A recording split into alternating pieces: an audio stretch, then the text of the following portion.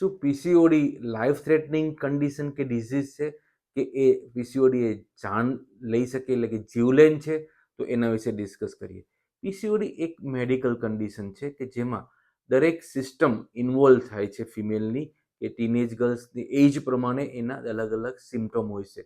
જેમ કે જો એ ટીનેજ ગર્લ્સમાં હોય તો વેઇટ ગેઇન થઈ શકે છે, મેન્સ્ટ્રુઅલ ઇરેગ્યુલારિટી આવી શકે છે, જલ્દી સુગર અને બ્લડ પ્રેશર આવી શકે છે, પ્લસ એને મેન્સ્ટ્રુઅલ ઇરેગ્યુલેટિંગ કારણે એને થોડા હોર્મોનલ ચેન્જીસ જેમ કે એબનોર્મલ હેર, જેમ કે અપર લિપમાં હેર આવે, દાઢીની જગ્યાએ રૂંવાટી આવે, બ્લેક સ્પોટ થાય બેકમાં, છાતી ઉપર, હેરફોલ થાય છે અને ખીલ થતા હોય છે.